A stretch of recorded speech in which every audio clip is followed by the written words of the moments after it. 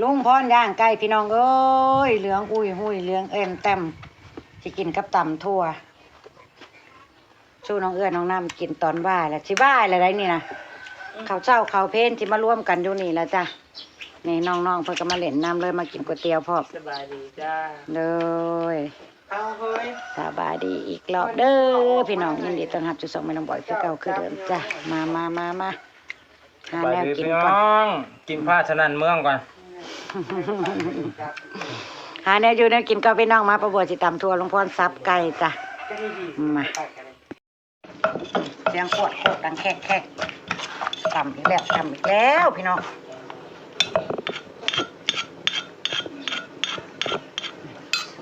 สุดยอด ทำทั่วกินกับปิ้งไก่พี่น้อง ตำทัวกินกับปิ่งไก่พี่น้องจ้ะ แล้วเรียบร้อย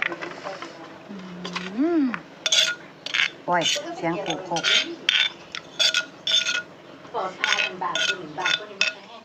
มาพี่น้องมาเมนูแซ่บๆอีกแล้วพี่น้อง ปิ้งไก่ลุงพรย่าง เอาไปโต๊ะเขาละ เรียงงาม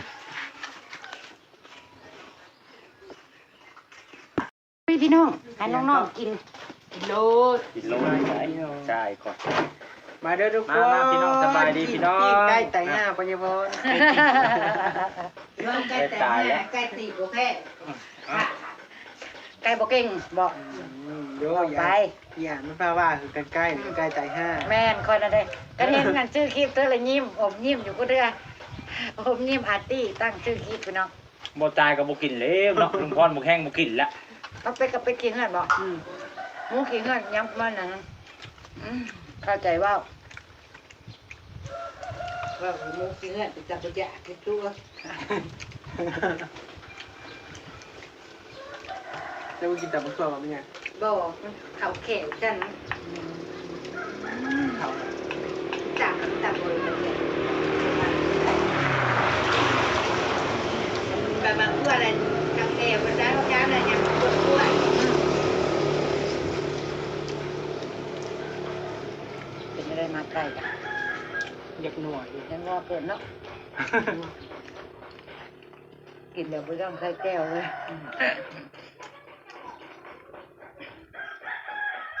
ไปใช้ดอกไปน้ำมือนี่ก็ยิ้วได้นี่ล่ะ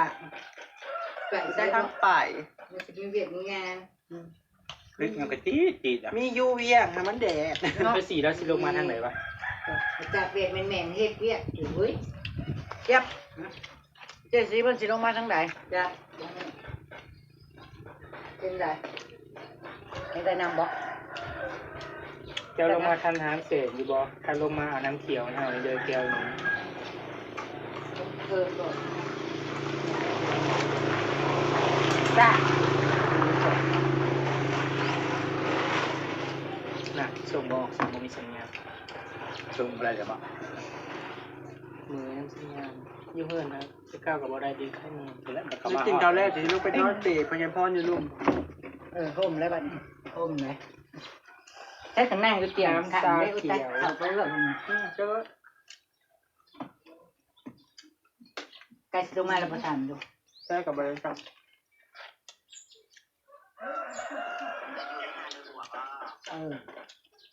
แน่แล้วอยู่นี่แหละ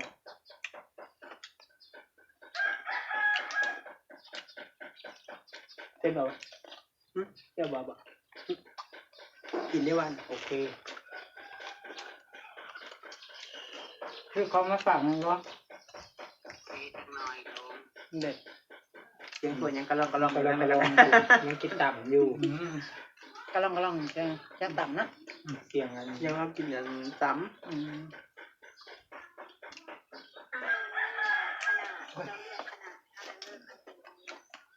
ยังก็ เอาตัวหกหูนั่นมันจังใหญ่ตัวสี่หูมันน้อยนั่นนี่น่ะ ทำงานบ่แม่ มันตัดไปเลย งานน้ำยื้อเอาน้ำยื้อเอา เอาตัวหกหูเด้อกว่าตัวสี่หูมันน้อย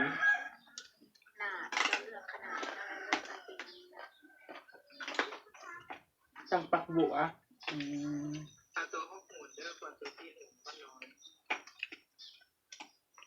ำสร้างไม่ได้นะ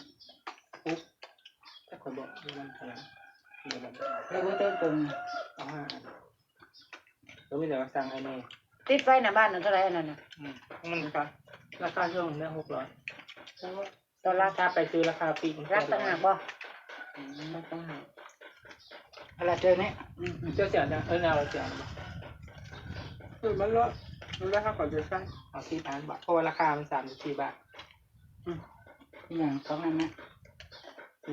หัวบุอันนั้น มันซ้ำกับว่า35 บาท นี่เราเป็นลูกพ่อเราจะได้ในเราพูดทาง นี่แหละมันเป็นไงอันนึงเป้าอยู่แล้ว แม่น อันนึงแล้วนะเขาก็อัน เอามา10 อันเด้อกับคุย5 โลนั่นแหละ ง่ายเลยเขาย่างหมดชักย่างเลยเขาจวน มันสบายถือคนใส่ เพิ่นบ่ได้โหดเพิ่นป้อย มันไม่ได้อันนั้นพักมันบริหารเด้มันแบบเบาๆมา2,000 หูมันเท่าแรกๆน้อยๆนะ มันเป็นละอองออกไปเลย เป็นละออง เห็นอยู่ห้องเจซี่แบบ เพราะว่าสินะครับอยู่ของทุกคนมันจะตันแล้วมันขี้ไส้หลาย ค่าคันวันนั้น อิ่มเด้ มันสิกินนั้นมันสิได้บ้างก็แซ่บหรือ แซ่บเด้ ครับ ปิ้งไก่ตำซั่วเนาะพี่น้องมาพี่น้องมา ถ้ากินอิ่มแล้วกินอยู่บ้านมามันมากินเคยอีกมันมากินข้าวอีกมันอยาก เมื่อ อยู่ กี้มากินในมังเลยดินน่ะ เมื่อวานนี่ได้กินท้องหัวผู้เดียว เห็นเหรอ แซ่บตัวหัวยาวน่ะแซ่บบัดตำจังหามากินหัวยาวน่ะหัวยาวน่ะสิออกหวานแล้วก็บ่มีกินซุนทอนตัวเขาบ่ป้อมได้ ข้าวน่ะมันจะคืออันนี่ก็ วาซาบิ วาซาบิ บ่อต้นมันก็จะคืออันผักกาดเงี้ยติดเจียม การหิ้ง ตัดตัวแบบนั้น แต่ว่าความหินมันก็มีอยู่มันทั้งมีแบบว่าหวานน้ำนะ มันหวานน้ำบ่บ่ของห้าวตู้หัวใหญ่ของหัวน้อยคือของอันกระบัวห้าวบ่ได้ปลูกมันมีของ2 รูที่ทางป้าไม่เอานะหัวน้อยกับหัวใหญ่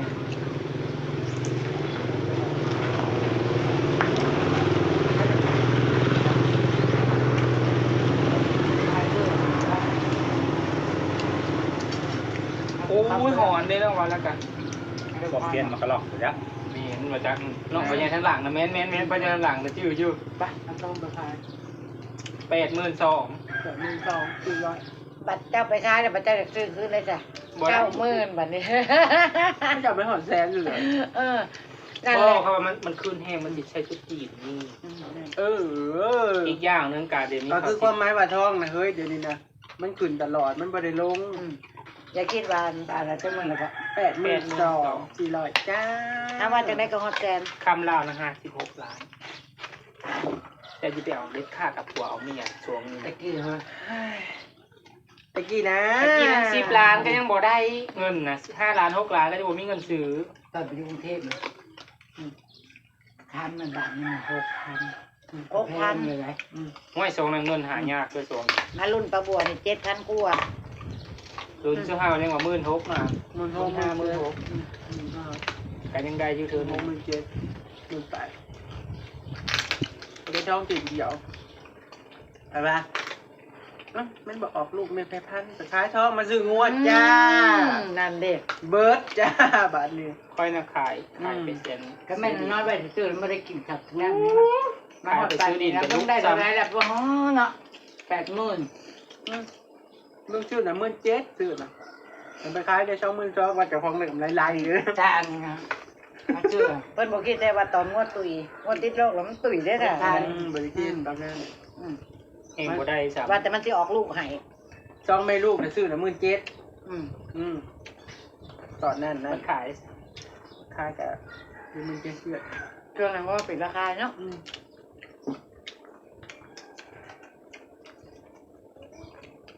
ก่อนจะเป็นค่อยขาย แต่ว่าซื้อทองแรงโดนๆได้กำไรเนาะ ขายแล้วไปซื้อดินหมดไปนะตัวบ้านนึง ตัวนั้นบอกเป็นยัง เอามาเบิ้ลเลยดิ เบิ่งเลยดิเอามาดูเลย มาที่บ้านที่2อีพอขายไปซื้อรถอีแตนซักโอ้ยซื้อ18,000ขายได้27,000 เอาไปทองบาท 2 บาท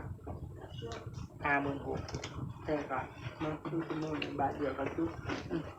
ง่วยท่านแม่งก็ได้ล้านป่ะแสนป่ะ รากินมาแล้วจบ ทางใจน้ำทองเด็กหน่อย ของอีลาบาทเป็นของคอยบาทนึงเดี๋ยวเป็น2 บาท เนี่ยมันอยู่ครับเนี่ยเราเบิ่ง อีลาซื้อมาอยู่2 บาท ในหูเราแบบจะหูหรือจากหูหรือสองหู ที่เพิ่นเอาไปเฮ็ดงานกรุงเทพนั้นในเฮ็ดเงินให้พ่อลงเอิ้นตารางนะ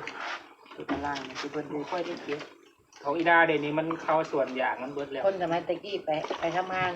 ใส่เงินอะไรประมาณนี้ กับพอได้อยู่บอกมันนะ ฉันไปนะเงินเดือนนะ1,200เธอ บอกค่อยไปคือค่อยลงแรกๆครับเพราะปี20182015